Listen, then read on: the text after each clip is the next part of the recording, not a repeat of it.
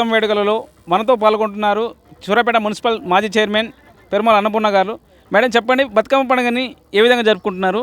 బతుకమ్మ పండుగ యొక్క విశిష్టత ఏమిటి? తెలంగాణ రాష్ట్ర మహిళలందరికీ మరియు సూర్యాపేట జిల్లా మహిళలందరికీ కూడా సద్దల బతుకమ్మ శుభాకాంక్షలు తెలియజేసుకుంటున్నాను. అదేవిధంగా దసరా శుభాకాంక్షలు కూడా తెలియజేసుకుంటున్నాను. ఎంగిలి పువ్వుతో స్టార్ట్ అయిన బతుకమ్మ సద్దల బతుకమ్మ దాకా వచ్చింది. 9 రోజులు కూడా భక్తి శ్రద్ధలతో మహిళలందరూ కూడా ప్రతిరోజు అమ్మవారిని బతుకమ్మ రూపాన పేర్చుకుంటారు.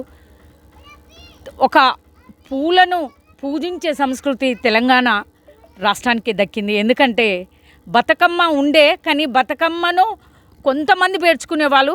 బతుకమ్మ కనుమరుగయ్యే టైంలో బతుకమ్మను 14 ఏళ్ళ తెలంగాణ ఉద్యమం ద్వారా తెలంగాణ రాష్ట్రాన్ని సాధించినాక ఇది మన పండగ, ఇది మనది, మన బతుకమ్మ అని తెలియజేసిన గణనీయుడు తెలంగాణ రాష్ట్ర తొలి ముఖ్యమంత్రి మరియు కేసీఆర్ గారికి ఆ ఘనత దక్కుతుంది.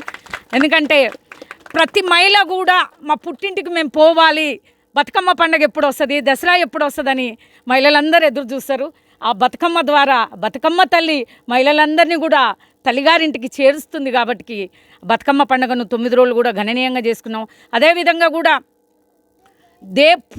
దేవుళ్ళను పూలతోటి పూజించే వాళ్ళం, కానీ పూలనే దేవుళ్ళగా భావించి పూజించే సంస్కృతి ఒక తెలంగాణ రాష్ట్రానికి, తెలంగాణ ప్రజలకే దక్కింది. అదేవిధంగా కాకుండా కూడా అంటే దేశ విదేశాలకు కూడా బతుకమ్మ ఖ్యాతిని తెలియజేసిన గణనీయుడు కేసీఆర్ గారు.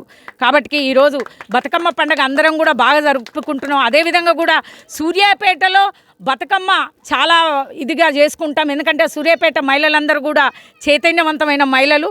అదేవిధంగా ఒక్కొక్క పువ్వుతో ఏ విధంగా అయితే అలంకరించుకుంటామో బతుకమ్మను చూడంగానే అబ్బా ఎంత బాగుంది బతుకమ్మ తల్లి అనుకునే విధంగా సూర్యాపేట మహిళలందరూ కూడా అంత అందంగా అలంకరించుకొని బతుకమ్మలాగా తయారై వచ్చి మనమందరం కూడా సద్దల చెరువు దగ్గర గాడి దగ్గర మొత్తం కూడా డ్యాన్సులతోటి పాటలతోటి అంత ఉత్సాహంతో బతుకమ్మ పండుగ జరుపుకుంటాం. అదేవిధంగా ఒకప్పుడు అంటే ఒక 12 ఏళ్ల క్రితము గతంలో సద్దల చెరువు దగ్గర పోవాలంటే మహిళలందరం కూడా భయపడేటోళ్ళం. కానీ ఈరోజు సద్దల చెరువు దగ్గరికి పోయే విధంగా బతుకమ్మను ఆడుకొని సద్దల చెరువు ఘాట్లో వదిలే విధంగా ఒక సద్దల చెరువును మినీ ట్యాంక్ బండగా నిర్మించి ఈరోజు సూర్యాపేట పట్టణ ప్రజలకు, జిల్లా ప్రజలందరికీ కూడా అందించిన మాజీ మంత్రివర్యులు మరియు తెలంగాణ రాష్ట్ర మాజీ మంత్రివర్యులు మరియు అదేవిధంగా స్థానిక శాసనసభ్యులు గుంటగల్ల జగదీశ్వర్ రెడ్డి గారికి మేమందరం కూడా మహిళలందరం కూడా వారికి ప్రత్యేకమైన ధన్యవాదాలు తెలియజేసుకుంటున్నాం.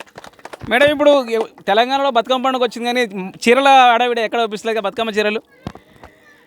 చీర అనేది బతుకమ్మ పండగకు ఆడపిల్లలందరూ కూడా తల్లిగారింటికి వస్తే వాళ్ళ చేతనైన విధంగా వాళ్ళు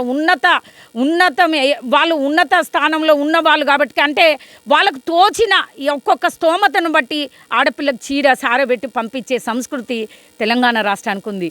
అదేవిధంగా కూడా తెలంగాణ మహిళల్ని తెలంగాణ మహిళల్ని మనం గౌరవించుకోవాలి, ఆ సంస్కృతిని కాపాడుకోవాలని తొలి ముఖ్యమంత్రి కేసీఆర్ గారు చీర అనే ఒక బతుకమ్మ చీర అనే ఒక సంస్కృతిని తీసుకొచ్చిర్రు ముఖ్యమంత్రి గారు. అదేవిధంగా ఆ సంస్కృతి కూడా ఈ 12 ఏళ్ళు కొనసాగింది.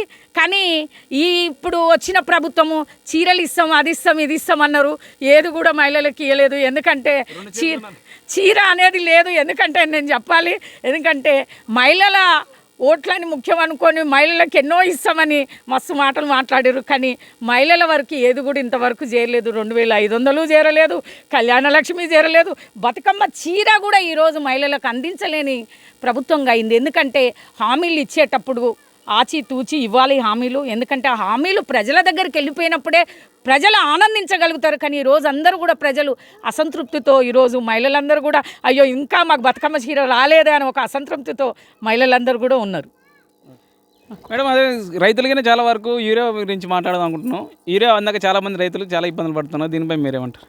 గతంలో ముఖ్యమంత్రి కేసీఆర్ గారు రైతులు 2 కార్లు పంట వేసుకునేటప్పటికే యూరియాను తెచ్చుకొని నిల్వ పెట్టుకునేటోడు. ఎందుకంటే ఎండాకాలంలో వర్షాకాలం మొదలవుతుందని వరకు ఎండాకాలంలో యూరియా తెచ్చుకొని పెట్టుకొని రైతాంగానికి అందించిన గణనీయుడు కేసీఆర్ గారు. ఈరోజు యూరియా కావాలంటే మళ్ళా 60 ఏళ్ళ చరిత్రను తిరగరాసినట్టుంది ఈరోజు. ఎందుకంటే చెప్పులు వేసుకొని అన్ని చెప్పులు కూడా లైన్ పెట్టుకొని యూరియాకు అనేక ఇబ్బందులు పడుతున్నారు రైతాంగం కూడా.